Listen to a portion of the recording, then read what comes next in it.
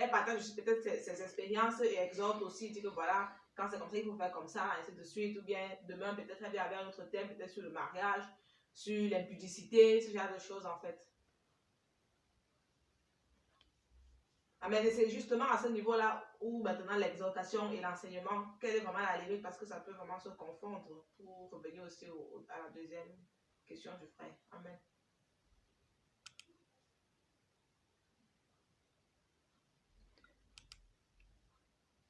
Le frère Varis peut prendre la parole. Hein.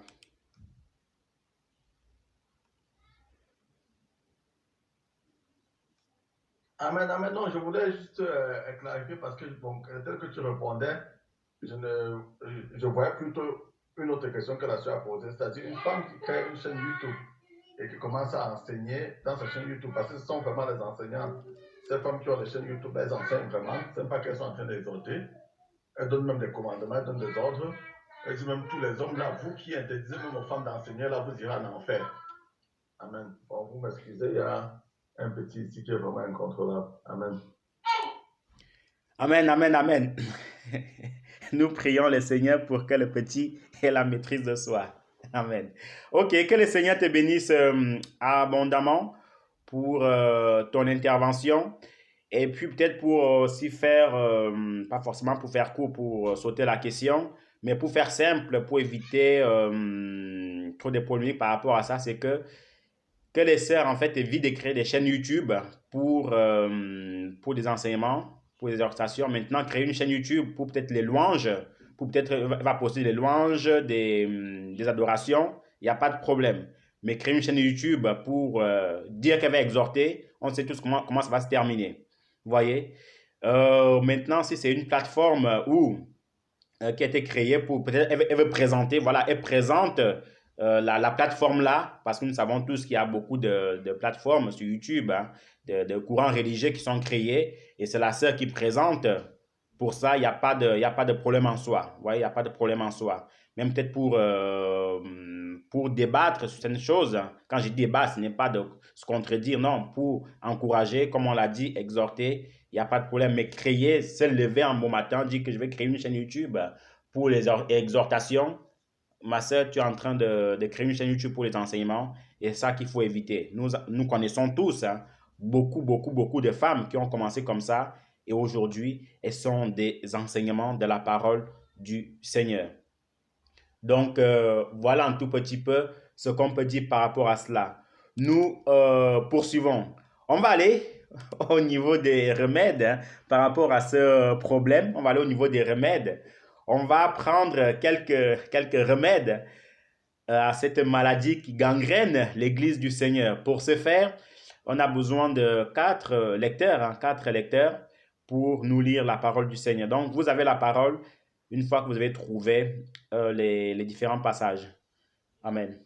Amen. Acte 20 à partir du verset 25. J'ai passé parmi vous tous en annonçant le règne de Dieu, mais je sais maintenant qu'aucun de vous ne me verra plus. C'est pourquoi je vous prends aujourd'hui à témoin. Si l'un de vous se perd, je n'en suis pas responsable. Car je vous ai annoncé tout ce que Dieu a décidé sans rien vous en cacher. Prenez garde à vous-même et veillez sur le troupeau que l'Esprit Saint a remis à votre garde.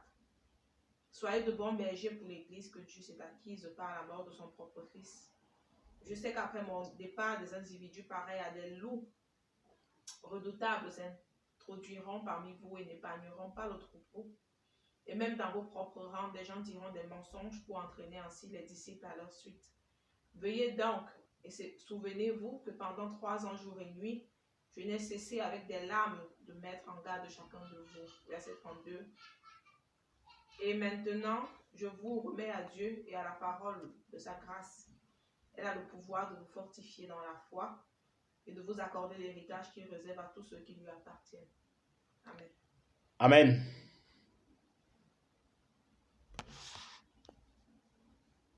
Amen. Acte 17, le verset 11. Ces Juifs avaient des sentiments plus nobles que ceux de Thessalonique. Ils reçurent la parole avec beaucoup d'empressement et ils examinaient chaque jour les Écritures pour voir si ce qu'on leur disait était exact. Amen. Amen. 2 Jean 1, 8, 9. Prenez garde à vous-même afin que vous ne perdiez pas le fruit de votre travail, mais que vous receviez une pleine récompense. Quiconque va plus loin et ne demeure pas dans la doctrine de Christ n'a point Dieu.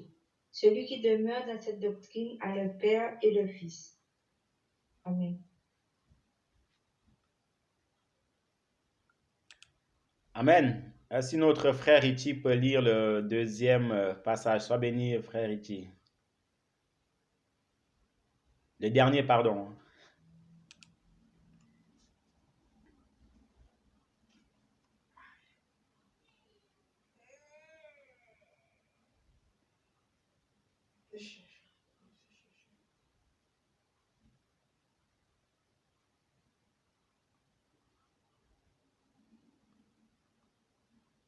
Amen. Jacques chapitre 2, verset 10.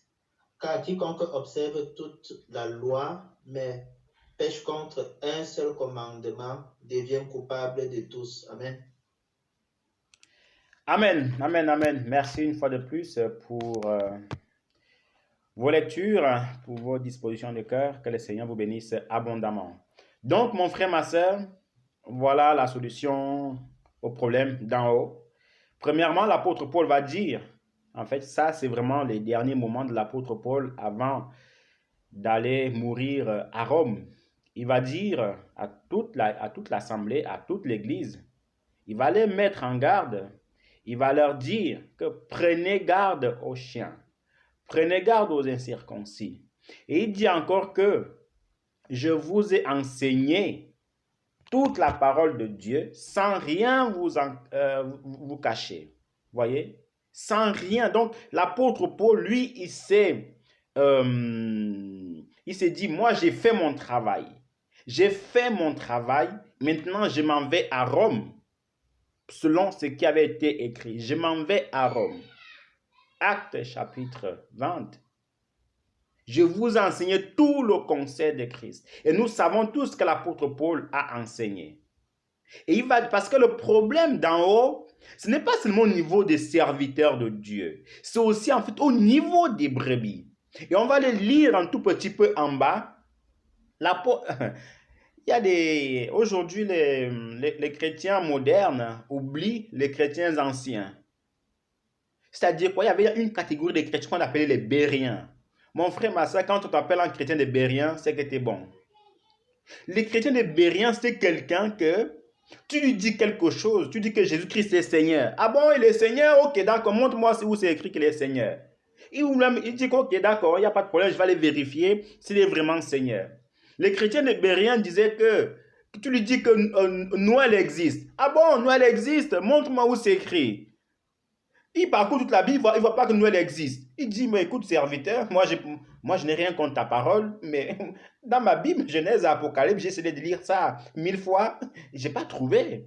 Alors écoute, excuse-moi, mais ta parole n'a pas de sens. Ta parole n'est pas de Dieu, puisque Noël n'existe pas. Tu dis qu'il est né le 25 décembre, c'est écrit où qu'il est né le 25 décembre? Tout ce que c'est qu'il est né. Vous voyez? Même quand c'était l'apôtre Paul, mon frère, ma soeur, qui d'entre nous peut dire qu'il arrive à la cheville de l'apôtre Paul? Qui d'entre nous? Personne. Mais ça n'empêchait pas que ces Bériens-là allaient vérifier. Ils pouvaient même se dire que non, c'est bon, c'est quand même l'apôtre Paul. Hein, c'est quand même l'apôtre Paul, le grand apôtre. On n'a pas besoin de vérifier. C'est lui la parole en personne. C'est lui la Bible en personne. On n'a pas besoin de les vérifier. Non, non, non, non, non, non, non, non, non, non, non, non, non, non, non. Moi, je vais aller au ciel. Hein. Moi, je vais aller au ciel. Que ça soit Paul, Pierre, Jacques, moi, je vais seulement aller vérifier. Ils allaient vérifier.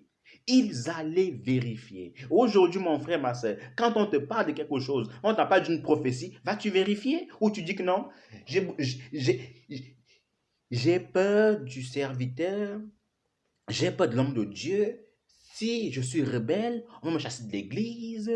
Si je le contredis, on va dire que je suis rebelle. Je suis une femme insoumise. Je suis un frère qu'on va excommunier. Moi, je n'ai pas envie de me faire excommunier. Je n'ai pas envie d'aller à l'encontre de la parole de mon mari, de ma femme. Ah bon? Donc, c'est ton mari qui est mort pour toi alors? Ta femme qui est morte pour toi, sont tes enfants, c'est les serviteurs de Dieu qui est mort pour toi alors? Mon frère, ma soeur, au jour du jugement, on sera jugé tout seul. personne, excusez-moi de le dire, personne n'ira en enfer à cause de son mari ni à cause de sa femme. Même si le mari est fautif, lui aussi il aura sa part à rendre, sa part de compte à rendre. Pareil aussi, même si ta femme elle est fautive, elle aura ses comptes à rendre. Mais tu ne dois pas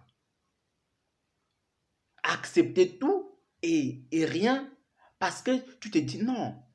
Maintenant, tu peux contrer, enfin, si on peut le dire ainsi, je ne suis pas en train d'encourager ni mes sœurs à contredire leur mari, ni les frères ici à contredire d'autres frères. Non, tu peux juste dire, écoute, si c'est une femme, écoute, chérie ou mon mari, bon, j'ai rien contre toi, mais c'est pas écrit, c'est pas écrit. Dans l'humilité, dans la simplicité, dans la tranquillité, mais c'est pas écrit, tu vois? On fait comment? On fait comment ici? C'est pas écrit, on fait comment ici? Ça n'a rien à voir avec l'insoumission, ça a à voir que, bon, peut-être le mari est en train de s'égarer sans le savoir. Peut-être le mari est en train de s'égarer sans le savoir. Mais c'est toi, femme, parce que n'oublie pas ma soeur, elle me dit que tu as été créée une aide, tu es une aide pour ton mari. Donc quand il est en train de se perdre, c'est à toi d'être son aide. Mais c'est vrai que nous les hommes, on se dit, pour qui elle se prend celle-là? Pour qui? Hein? Qu'est-ce que tu veux comme apprendre? Toi, tu te tais, moi, je t'enseigne la parole du Seigneur. Que le Seigneur nous délivre de l'orgueil. Hein? Que le Seigneur nous délivre de l'arrogance. Vous voyez? Que le Seigneur nous aide à quitter de la voie d'égarement comme Balaam. Même quand l'ange lui parlait, il disait que, mais depuis quand tu parles, toi? Hein? Il n'a même pas réfléchi que, qu'est-ce qui se passe? Qu'est-ce qui se passe? Où suis-je? Non. Là, ça m'a dit, tais-toi. Que le Seigneur nous délivre vraiment, et moi le premier, nous les hommes. Parce qu'on n'écoute pas nos femmes, on n'écoute pas nos enfants. Mais toujours, tu sais que quand ça ne va pas, allons dans la parole du Seigneur. Allons vérifier si c'est juste ou pas. Même moi qui vous parle, même cet enseignement, c'est des choses qui ne tournent pas en rond, c'est des choses en fait vous ne comprenez pas ou c'est pas justifié bibliquement, vous avez le droit. Vous voyez? C'est pas parce que je me place devant vous et que je suis en train de rire, de prêcher. Non. On doit dire, frère Darrell, bon, on n'a rien contre toi, mais tu vois, il y a quelque chose qui ne va pas. Il y a anguille sur roche là. Est-ce que tu peux mieux nous éclairer? Voyez un peu. C'est comme ça qu'on fait. Et c'est comme ça qu'on se sauve mutuellement. Vous me sauvez de la voie de la perdition et vous aussi vous sauvez vous-même. Mais si c'est tout, oui, amen, prêche, prêche, prêche, prêche. Même quand je vous dis que le paradis n'existe pas, vous devez dire amen. Ah bon? Même quand on vous dit le paradis n'existe pas, vous dites amen. Pourquoi? Non, on ne va pas dire amen à tout, à rien, non. On dit amen quand on est convaincu. Bon, maintenant, s'il y a des personnes qui ne sont pas convaincues que le paradis existe, bon, c'est une façon de voir les choses. Voyez un peu. Donc, les chrétiens de Béret allaient vérifier. Donc, mon frère, ma soeur, pour notre remède à nous tous, et moi le premier, allons vérifier. Allons vérifier ce écrit. Maintenant, comme vous le savez tous, hein, on ne peut pas tout justifier bibliquement. Ça, c'est une certitude. Par exemple, si on dit ne fume pas, on ne peut pas justifier que fumer tue, ou ne faut pas fumer. Mais comme tu sais, quand tu fumes, il y a des répercussions par la suite, et du coup, ce n'est pas bon pour toi. La Bible ne dit pas qu'il faut aller aux toilettes, mais tu sais que si tu vas aux toilettes, ça ne va pas aller pour ta santé. Vous voyez? Mais quand ça commence à être des fondements, des bases de la Bible, tout est écrit, même les exceptions. Même les exceptions. Et une exception que j'aime beaucoup, c'est au niveau du baptême. Il y a l'enseignement sur le baptême. On doit tous se faire baptiser en tant qu'enfant de Dieu. Mais pour une raison X ou Y, le Seigneur nous a montré une exception avec ces brigands à la croix. Mais toi, tu n'es pas le brigand. Pour dire que non, même les brigands étaient à la croix. Comment voulais-tu qu'ils... Ou bien tu voulais qu'on les détache de la croix, on va les baptiser, et puis on le remet à la croix, et puis il meurt. Voyez un peu. Non. Il y a l'enseignement sur le baptême, mais il ne peut pas avoir une exception.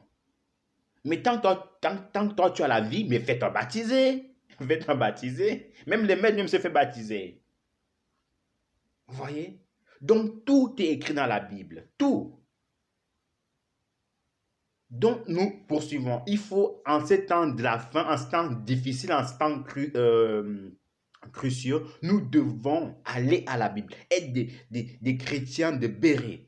Et la Bible dit que quiconque va au-delà de la doctrine n'est pas de Dieu. Donc, ça veut dire si nous, on a l'art, quand je parle de l'art, c'est on a le don. C'est notre préoccupation première d'inventer des choses, d'accoucher les prophéties, de fabriquer les prophéties. On n'est plus de Dieu. Quiconque va au-delà de la doctrine n'est plus du Seigneur. Voyez un peu. Prophétie à gauche, prophétie à droite, prophétie devant, prophétie derrière. Mon frère, c'est pas bon. Voyez, même parfois le Seigneur laisse aussi un temps à son prophète, à son homme de se reposer un peu au niveau des prophéties. Mais toi, c'est prophétie matin, midi, soir. Du 1er au 31. Prophétie, prophétie, prophétie. Voyez. Et pour terminer, le Seigneur va dire dans le livre de Jacques que celui qui observe tous les commandements, mais pêche contre, enfin celui qui absorbe toute la loi, mais pêche contre un seul commandement, devient coupable de tous. Ça veut dire quoi? Ça veut dire que, on va commencer par les serviteurs de Dieu. Si tu acceptes, si tu crois ou tu mets en pratique le commandement de ne pas voler, tu ne voles pas, amen, que le Seigneur te bénisse. Le commandement de ne pas commettre adultère, que le Seigneur te bénisse. Mais si tu viens prêcher les hérésies dans la maison du Seigneur, tu annules tout. Hein? On annule tout. Tout. Et notre chemin, ce n'est plus le paradis. Ce n'est plus le paradis. Pareil pour ma sœur. Si tu acceptes, si tu es soumise, que le Seigneur te bénisse abondamment, félicitations. Si tu aides ton mari à la maison, félicitations. Mais si chaque dimanche tu es là assis, le Seigneur vous dit de faire ceci, vous devez croire en Dieu, vous les hommes, ceci, cela, il n'y a plus d'hommes dans ce monde, voilà pourquoi moi je prêche. Ma soeur, c'est une autre voie que tu es en train de prendre et ce n'est pas bon, ni pour toi, ni pour qui que ce soit. Voyez un peu. Donc, mon frère, ma soeur, pour me résumer en 30 secondes, l'Église du Seigneur est malade et cette maladie, c'est parfois nous-mêmes qui allons la chercher par nos ajouts de la parole du Seigneur. Mais Dieu soit loué parce qu'à chaque problème, il y a toujours une solution. Et la solution, c'est prêche seulement la parole de Dieu comme c'est écrit tout simplement. Prêche seulement la parole de Dieu. Si tu vois que la prédication elle est compliquée, mon frère, c'est pas forcé de prêcher, c'est pas forcé. Tu peux laisser d'autres le faire. tu peux laisser d'autres le faire, c'est pas forcé. Voilà pourquoi la Bible dit qu'il n'y ait pas un grand nombre qui prêche parmi vous, parce qu'on rendra tous des comptes. Donc, merci beaucoup pour votre écoute. Que le Seigneur vous bénisse abondamment. Merci encore pour vos participations et que son nom soit loué. Je repasse la parole au frère Sébastien. Amen.